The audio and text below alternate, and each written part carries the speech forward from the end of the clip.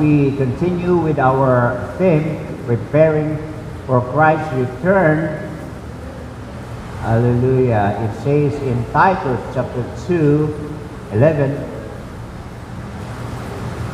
to 15, Titus 2, 11 to 15, it says, brothers and sisters, for the grace of God that brings salvation has appeared to all men, teaching us that denying ungodliness and worthless, we should live soberly, righteously, and godly in the present age. 13. Looking for the blessed hope and glorious appearing of our great God and Savior, Jesus Christ. 14.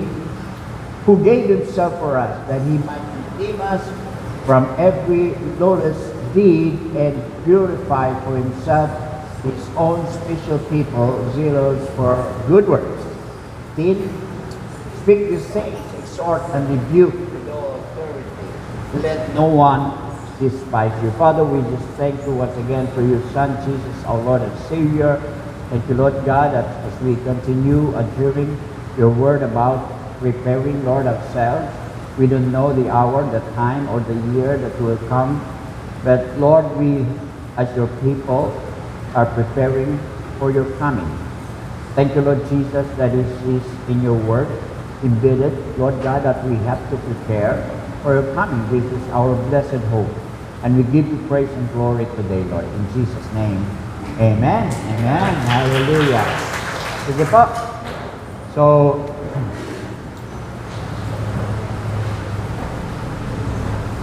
preparing believers for Christ's return. Okay? So, sapagkat hinahanda tayo ng Panginoon, ang mga tao po sa labas, hindi nila alam to. Kaya, sige-sige lang ang buhay, not knowing that one of these days Jesus will come. Okay? Our topic today is focused on Titus 2, 13 to 14, that says, looking for the blessed hope and glorious appearing of our great God and Savior, Jesus Christ. You see, our Savior, Jesus Christ, is the same, the great God. Siya po ay Diyos. Amen? We have to believe that word because it says, our great God and Savior, Jesus Christ. It talks about Jesus Christ himself. Even the next verse, it says, who gave himself for us? Sino ba nagbigay ng buhay niya sa atin? Si Lord. Kaya siya po ang ating Diyos at Savior, that He might redeem us from every lawless deed, sa mga hindi tama na mga ginagawa ng tao, and purify for Himself His own special people. We are special people, zealous for good works. Amen? Because God commanded us to do so. So indeed, we are God's special people, brothers and sisters. Pinili ka ng Panginoon. Kala po natin tayo ay bubuhay sa mundong ito na hindi natin alam kung ano ang future, kung ano po ang plano ng Diyos, but it is already revealed in the Scripture, in the Bible, what He has planned for us. So it says here, we are God's special people whom He called out of darkness. Doon sa kadiliman na ginagalawan natin dati, into His marvelous light while awaiting for Christ's return. Habang tayo naghintay sa pagbalik ng Panginoon, tayo pa ay lumalakad sa liwanag. Okay? Sapagkat tayo po ay special people of God. Dapat alam ba natin na tayo po ay tunay na special? Pinili tayo kasi ng Panginoon eh. Sa 1 Peter chapter 2 verse 9, it says, but you are a chosen generation. Pinili ka sa henerasyon na ito, a royal priesthood, a holy nation, His own special people, that you may proclaim the praises of Him who called you out of darkness into His marvelous light. Hallelujah. While awaiting for Christ's return, first, we have to walk in the light. Amen? Habang tayo naghintay sa pagbabalik ng Panginoon, ay kailangang lumakad tayo sa liwanag. We have to continuously walk in the light as He is in the light. 1 John chapter 1 verse 7, that's why we are being continuously sanctified by God. Because it says, 1 John 1:7, but if we walk in the light, as He is in the light, we have fellowship one with another. Tayo mga Kristiyano ay may fellowship. Kaya every Sunday, if possible, every meeting we have, we do our fellowship. And it says, with one another. Why? Because the blood of Jesus Christ, His Son, cleanses us from all sin. Amen. Kung may nagawa ka mang mali, nagagawa ka dahil sa mga kahinaan mo, sa buhay, sa katawan mo. But when you are coming to fellowship one with another, you are being cleansed by the blood of Jesus Christ. That's the essence of why we are coming to fellowship one with another. There is God's purpose for us, brothers and sisters, that we should be cleansed, we should be, washed by the precious blood of Jesus. That's why every time we go out from the church, we are feeling cleansed. We are making, we are righteous actually before His sight. And we are being washed by His precious blood. That's why you feel excited. Wow, it's a feeling that nothing can explain in this world. Indeed, God is light, and in Him there is no darkness at all. Walang kadiliman po sa Diyos. Pag tayo po ay sumunod sa Diyos na Siya pong liwanag, ang sabi po sa 1 John chapter 1 verse 5, 1 John chapter 1 verse 5, this is the message which we have heard from Him and declared to you. Sabi ni Juan na apostol ng Panginoon, that God is light and in Him is no darkness at all. Kung nais natin lumakad sa liwanag, para hindi tayo mahulog, hindi tayo makabangga, hindi tayo magkasala, ay lumakad tayo sa liwanag sapagat ang Diyos po ay siyang liwanag. It's because we are all forgiven. Dahil po tayo ay pinatawad, tayo ay nilinis ng Panginoon, and redeemed, niligtas tayo by the precious blood of Jesus. That's why we emphasize that without the blood of Jesus, there is no remission of sin. Ang mga tao, akala nila, righteous sila pag pupunta lang sa simbahan. No, you have to believe Jesus Christ, that His blood was poured out on the cross. Ephesians chapter 1 verse 7, it says, in Him we have redemption through His blood. Mayroon tayong kaligtasan sa pamagitan ng Kanyang banal na dugo, the forgiveness of sin. You want to be forgiven from your sins? You come to Jesus according to the riches of His grace. Dahil sa Kanyang biyaya, mayamang biyaya sa ating mga kapatid. Hallelujah. And also Colossians chapter 1 verse 14, the same thing it says here, in whom we have redemption through His blood. Tayo ay mayroong kaligtasan sa pamagitan ng Kanyang banal na dugo. And forgiveness of sin, kapatawaran ng kasalanan. People wanting to be forgiven by their sins because of many things maybe they have done. But nothing could do that, brothers and sisters, unless we come and receive Jesus Christ as our Lord, because He poured at the cross His precious blood. Kaya po, alam po natin na namatay si Lord, pero ang dugo niya po, yun po ang buhay natin. Yun po ang naghugas sa atin, sa ating mga kasalanan, the forgiveness of sin. We have this forgiveness because of His grace bestowed on us, na binigay po sa atin sa pamagitan ng panampalataya lamang. Nung nanalig ka sa Panginoon, mga kapatid, tayo ay hinugasan ka, pinatawad na ang iyong kasalanan. Kaya there was a preaching, there was a message that I shared to you, that we are 100% perfect in the sight of God. Amen? Not 99, 100% that we are forgiven. That's why when you believe Jesus Christ, brothers and sisters, you are holy. You are purified. You are cleansed. Amen? Hallelujah. As Romans 3:24-25 says, brothers and sisters, Romans 3:24-25. Hallelujah. Romans 3:24 and 25. Being justified freely by His grace. Ang pinawalang sala, justified ay pinawalang sala. Bagamat mga kasalanan tayo, pero pinawalang sala tayo ng Panginoon. Amen? Kaya ibig sabihin, pag pinawalang sala ka na, wala ka ng sala. Amen? And by His grace, because of His grace, biyaya ng Diyos sa atin, whom God set forth as a propitiation by His blood.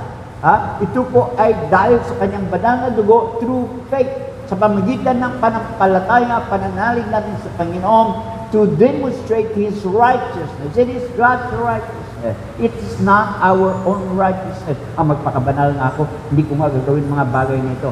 No, brothers and sisters, God ordained it. God has given us and bestowed on us His grace. By the blood of the Lamb, we are righteous. Because in His forbearance, God has passed over the sins that we were previously committed. Lahat ng kasalanan, anuman po yun, kung maliit ka, hanggang tumanggap ka kay Jesus, ay pinatawad na ang iyong kasalanan. Amen! You are forgiven. We are forgiven. Why? That's the reason why Jesus died on the cross.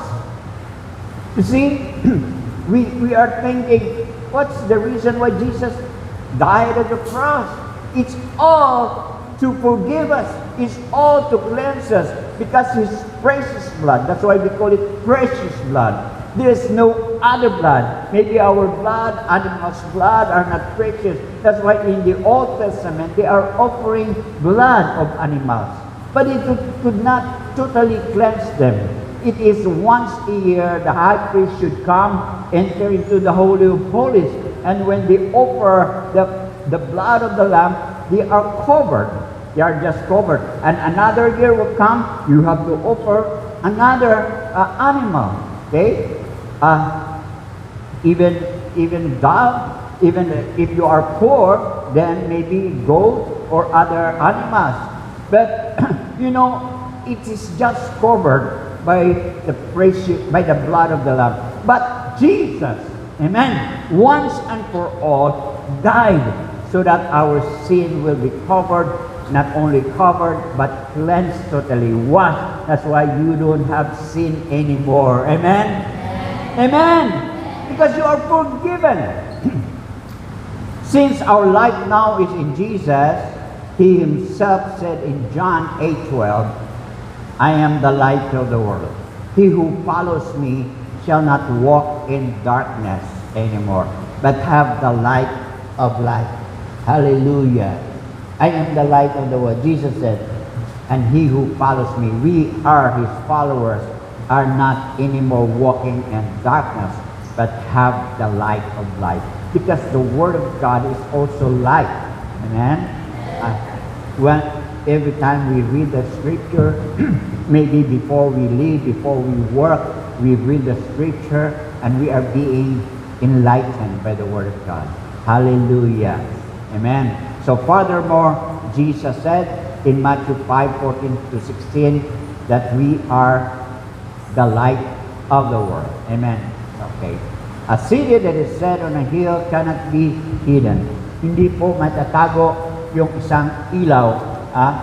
At tayo po yon, nor do they light a lamp and put it under a basket. Hindi po natin ipinapailawan ang liwanag, ang light, upang itago lamang sa ilalim. But on a lampstand, kaya mayroong lampstand, and it gives light to all who are in the house. Nakikita nila kung ano tayong klaseng tao, ano tayong klaseng Kristiyano. Hallelujah. That's why, sabi ng Panginoon sa verse 16, let your light shine before men that they may see your good works and glorify your Father in heaven. Ang haya natin ang ating buhay po na ito, ilaw ang nakikita nila po sa buhay natin ay mag-glorify si Lord sa atin. Thus, while awaiting for Christ's return, habang tayo po ay naghintay sa pagbabalik ng Panginoon, we had to let our light, which is our new life, yung bagong buhay, yung tinanggap mo si Jesus, ang sabi po ng Biblia, tayo may bagong buhay. Amen? If any man be in Christ is a new creation. We have to continue walking in the light. Patuloy tayo na lumakad sa liwanag na ito. Amen? And secondly, while waiting for Christ's return, we have to continuously walk by faith. So, tayo pa ay lumalakad sa liwanag dahil ang Panginoon ang nagbigay sa atin ng bagong buhay na ito. At pangalawa, we have to continuously walk by faith. Maraming mga tao tumanggap kay Lord, pero hindi sila nagpapatuloy. Ang sabi nga ng Panginoon, ang magpapatuloy hanggang wakas, ang siyang maliligtas. Tumanggap ka nga kay Lord, pero huminto ka naman. O taon na, hindi ka na bumalik sa Panginoon. Sabi ni Lord, he that continues to the end will be saved.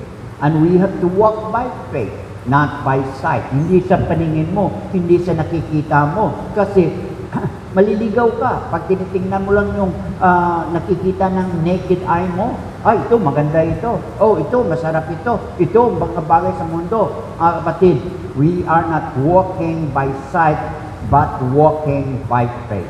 2 Corinthians 5:7. 2 Corinthians 5:7, it says, we walk by faith. Amen? So we can only walk by faith when we know the Word of God, when we read the Word of God and walk on it. Whatever it is written in the Scripture, walk on it, not by sight.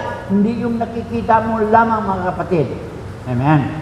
Also Ephesians chapter 2, verses 8 to 9, that we are saved by the grace of God, and it's only through faith. Sabi po doon, verse 8, for by grace you have been saved through faith. Dahil nagtiwala ka, ang faith na ito po ay trusting. Nagtitiwala ka sa salita ng Panginoon. You don't reject the Word of God. Whatever things the Word God said in His Word, you believe it. That is faith. That is trust. Because faith is a substance of things hoped for, the evidence, things that we have not seen. Kahit hindi mo nakikita, but it is written in the Scripture, just believe it, because it is true faith, and that not of yourself. Amen? Maraming mga tao nagtitiwala sa sarili nila. Yes, hindi natin pabayaan at hindi sabihin po na hindi tayo magtiwala sa ating sarili. But regarding our salvation, regarding our walk with God, we have to walk by faith, not by sight, not of ourselves. It is the gift of God. Regalo ng Diyos ito sa atin. Amen? Malapit ng Pasko. Sa 25 po ay meron tayong Christmas party. Huwag po kayong makalimot na makarating dito. Alas 9 po at meron tayong Christmas party, mga kapatid, with the Word of God. At sabi po dito, gift of God. Alam mo, ang Diyos nagkakaloob, walang bayad. Amen? Kaya, makatanggap tayo ng regalo, God willing, ay walang bayad po yun. Hindi natin binabayaran. Not of works, lest any man should boast. Kaya maraming mga taong reliyoso, no? Dahil akala nila sa trabaho nila maging reliyoso sila, araw-araw sa church na makikita, may mga damit pa, at akala nila righteous sila. At sa tingin ng Diyos, hindi po, sapagkat wala hong na-justify sa sarili nilang gawa. Not of works, lest any man should boast. In fact, maging mamalaki pa sila, maging mayabang pa sila. Oh, ako reliyoso ako masyado kaya ako ay malapit sa Diyos. No! It is given by God. It's a gift of God. Tanggapin mo na lang ang ginawa ni Kristo doon sa krus na Kalbaryo. Amen! Hallelujah! Not of works. Hallelujah! So we receive it by faith. Lord, thank you, Lord, that you died for me and that your death, Lord, is for my salvation. Hallelujah! That's what people in the New Testament believe Jesus. In verse 10, for we are His workmanship. We are the workmanship of God created in Christ Jesus for good works. Tayo po ay gumagawa ng mabuting gawa ngayon because God had given us, God had forgiven us, and we are His workmanship created in Christ Jesus. We don't do that in the name of religion. We don't do anything in the name of person in the world, but we are the workmanship created in Christ Jesus for good work. Kung gumagawa ka ng mabuting ngayon, mabuting gawa because you are a child of God. Amen? Which God prepared beforehand that we should walk in them. Inahanda ka ng Diyos, tayo lahat, upang tayo po ay lumakad sa mga bagay na ito. Mga mabuting gawa na hinanda ng Diyos sa atin. Amen? Kaya walang ipagmamalaki ang tao. Oh, nakagawa ko, reliyoso ako, wow, nakapagbigay na naman ako. Hindi po, hindi tayo naliligtas doon. Naliligtas tayo sa ginawa ni Lord doon sa krus ng Calvary. Amen? Hallelujah! It is all because we are brought near by the blood, by His blood, the blood of Jesus, without which there is no redemption. Pag wala pong dugo ni Kristo na nabubo doon sa krus ng Kalbaryo, wala po tayong kaligtasan, mga kapatid. Hallelujah. As verses 11 to 13 in Ephesians 2 pa rin, tuloy po natin sa verses 11 to 13, it says, "Therefore, remember that you, once Gentiles in the flesh," tayo po yung mga hintil, hindi tayo mga pinili ng Diyos in the past, like the Hebrew people or the Israelites, or the people living in Israel, who are called uncircumcision by what is called the circumcision made in the flesh by hand. When God called Abraham, lahat po sila ay circumcised, mga anak nila na lalaki. It's a sign of the covenant of God. So, until now, maybe not in the flesh, but our hearts are being circumcised, renewed. Amen? Hallelujah. And having no hope, and without God in the world. In the past, wala tayong pag-asa. Mga Hudyo lamang ang mayroong pag-asa. Ngunit sila ay tumalikod sa pangako ng Diyos. Kaya binigay po sa mga hintil, tayong mga hintil na labas po sa Israel, ay binigyan ng Diyos ng pag-asa. Without hope and without God in the world. But because of Jesus' death on the cross, for you and for me, we have been redeemed. And sabi pa, verse 13, ano pa? Sabi doon, but now, ngayon kay Kristo tayo. Sino kay Kristo ngayon? Sino tumanggap kay Jesus? Yes, but now in Christ, you, Jesus, you have once were far off. Malayo tayo, have been brought near by the blood of Christ. Tayo po ay nilapit dahil lamang sa dugo ni Kristo na tumigil doon sa krus ng Calvario, brothers and sisters. That's why we have been justified through faith. Pinawalang sala tayo sa pamamagitan nating panampalataya and been reconciled. Pinanumbalik tayo sa Diyos that resulted to having peace with God. Ngayon po, dahil sa tinanggap natin si Jesus, ay meron tayong kapayapaan. Ano man maabot mo, ano man ang iyong kalagayan, sitwasyon sa buhay, mga kapatid, tayo po ay binigyan ng Diyos ng kapayapaan. Romans chapter 5, verse 1. Sabi po dito, therefore, having been justified by faith, pinawalang sala tayo sa pamamagitan ng panampalataya ulit. Pagtiwala mo sa Diyos. Amen. Ito po ay faith. Trusting the Lord. Kung ano po ang ginawa ni Lord doon sa krus ng Kalbaryo, magtiwala ka lang sa Kanya. And we have peace with God through our Lord Jesus Christ. Ang kapayapaan po ay matatagpuan lamang sa pamagitan ng ating pagkipag-isa kay Kristo Jesus. Without Jesus Christ in our lives, even though how religious you are, how faithful in your church, locally, or even in denomination, but we only have that peace of God through our Lord Jesus Christ. Palakpakan po natin ang Panginoon. Hallelujah! That we only receive and having peace because of Christ's death at the cross. Amen.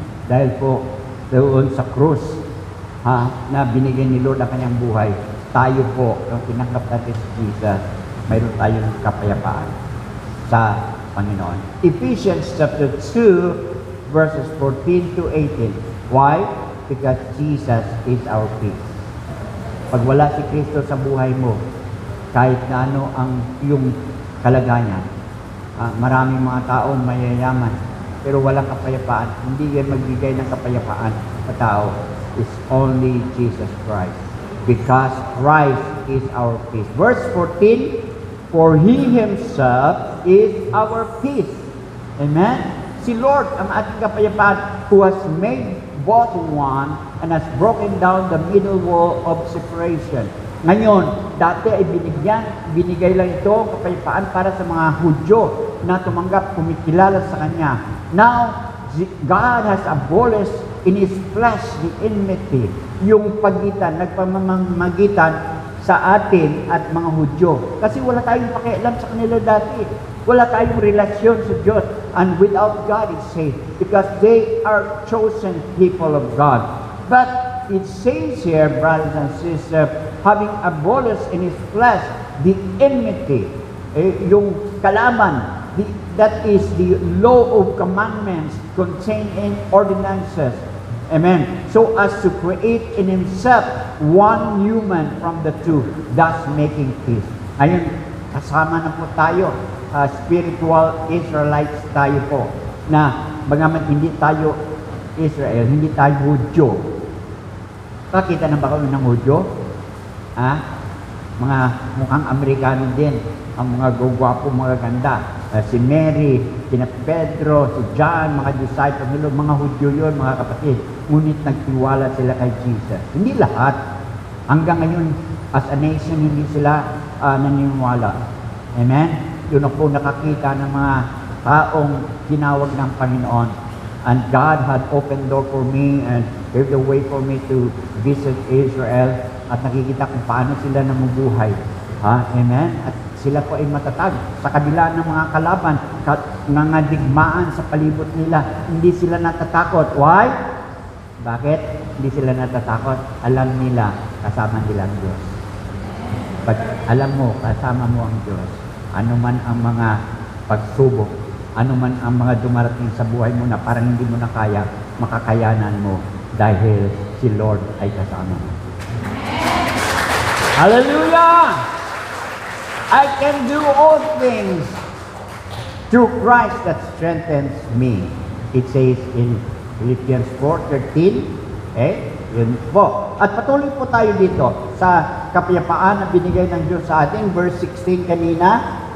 Verse 16 sa Ephesians chapter 2, verse 16. And that He might reconcile both to God in one body through the cross. It's only through the cross. Wala nang tinatangi ang Diyos ngayon. Hudyo ka man, Hintil ka man, Amerikano ka man, basta nanampalataya ka sa Panginoon na siya'y tumubos sa iyo doon sa krus ng Kalbaryo, thereby putting to death the enmity. Wala nang namamagitan, wala nang kalaban na tanggapin tayo ni Lord. And verse 17, and He came and preached peace to you who are afar off. Tayo po ay malayo dati. Sa pinili ng Diyos. And to those who were near. Sila ay mas malapit kasi sa Diyos. Pinili nga sila Pero ngayon, sa pamagitan ni Jesus, ay pinili ka rin. Pinili ka rin. Pinili tayo lahat. Dahil sa ating panampalataya kay Jesus Christ. Amen? Hallelujah. Verse 18, for through Him, we both have access by one Spirit to the Father. Amen? We have the same Father. That's why we cry, Abba, Father, to the God of Israel. Hallelujah. That's why there is no respecter of any person now. When you believe Jesus Christ, you become children of God. And because we are children of God, we are heirs. Nagkapagmana tayo kung anumang bagay na kay Kristo na binigay sa Kanya, sapagat siya po ay creator din. From the beginning, He created the world, but until He died on the cross, He gave His life. And everything, lahat po ay binigay kay Kristo. Amen? Lahat po, even judgment ay binigay kay Lord. Kaya pag wala ka pa kay Lord, tanggapin mo na si Lord. Sapagkat siya lang ang pwedeng mag-judge, pwedeng magbigay sa iyo ng tunay na kapayapaan. Sabi sa John 3:35, it says, brothers and sisters, at ito po ako magwawakas, the Father loves the Son. Ang Diyos Ama po ay minahal niya kanyang anak, si Jesu Kristo na ating Panginoon, and has given all things into His hand. Pag kay Lord ka, wala ng condemnation. Amen? All things, and has given all things into His hand. Kay Jesus na tayo, mga kapatid. That's why, in our text, it's sa Titus chapter 2, verses 11 to 13, for the grace of God that brings salvation. Dahil po sa biyaya ng Diyos na dala sa atin, ng kaligtasan na ito, appeared to all men. Dumating po, kaya kilala po natin lahat hindi lang mga Pilipino, all over the world. Nagsiselebrate sila kay Jesus nung Christmas. Even in Hong Kong, even in other places na hindi po Christian nation, they celebrate Christmas. Why? Because the grace of God brings salvation, has appeared to all men. Kaya wala nang dahilan ang tao na sabihin, ay, hindi ako naligtas, hindi ako kumilala kay Jesus. Kung mga taong ito, mga Muslim, mga Islam, ay kumikilala kay Lord, wala, kahit na persecuted sila, pinapaalis sila sa bahay nila, wala na silang pamilya. But the real faith that they put their trust in God ay nakaya nila. Kaya natin yung mga kapatid. Ano man persecution sa darating sa buhay mo dahil kasama ka ni Lord. At sabi po doon, verse 12, Titus 2, verse 12, teaching us that denying ungodliness and worldly lust, we should live soberly. Tayo mabuhay na mayroong katatagan, righteously, na matuwid and godly in the present age. Why? Because Jesus is in us. That's why in verse 13, as we finish this sharing, looking for the blessed hope and glorious appearing of our great God and Savior Jesus Christ. Naghintay po tayo sa pagbabalik ng Panginoon na dakilang pag-asa na yan. Blessed hope. Kaya nga blessed hope eh. Dakilang pag-asa. Wala nang pag-asa ang tao dito. Mayayaman ka o kayo ay magkaroon ng masaganang buhay, ng mahabang buhay. Sabi nga ng kaibigan ko po, kasama kami sa Samban. Pupunta kami doon, sabi, pag 60 ka na, parang regalo na lang ng Diyos sa iyo ang buhay mo. 60, sabi niya. Christian ka na. 60, 70, regalo na lang ng Diyos din sa iyo. Pero you know, kung tayo po ay kay Lord, pwedeng habain ni Lord ang buhay natin. 100 plus, pwede yan. Maglingkod tayo sa Panginoon. Amen? While we are awaiting for the coming of our great God and Savior, Jesus Christ. Amen! Hallelujah! Jesus is our great God and Savior. While walking in the light and walking by faith, awaiting for His return. We have to walk in the light, and we are being cleansed every day, and we have to walk by faith as well, not by sight. Huwag kayong tumingin sa mga bagay na sa iyong paligid, kawalan, mga problema, yan lahat ay natural yan sa mundo. Ngunit pag tumingin tayo kay Jesus, looking into Jesus, the author and the finisher of our faith. Amen? Hallelujah. Because we have hope. Hallelujah. Sabi ni Lord, I will come again. And if I will come again, where I am, there you will be also. That's why verse 13, looking for the blessed hope and glorious appearing of our great God and Savior, Jesus Christ. Father, we just thank you once again for your word today. Lord, that you have given us because of that grace that you have showered upon us. Lord, we can wait. We can be stable. We can be confident, Lord, knowing that you will never leave us nor forsake us. While we walk in this world by faith, and as we walk in the light, Jesus, as you are in the light, those who believe in you will not walk in darkness. Lord, help us to walk always in the light, not in darkness, not in our own ideas, not our own righteousness, but in you. We put our hope, Lord God. Today, once again, remind us, Lord God, that you are coming back. Hallelujah. We don't know the hour, the day, or the year, but at least, Lord God, we have committed our lives to you and be ready for your coming and your return, Lord God. To you all the glory. In Jesus' name. Amen and amen. God bless.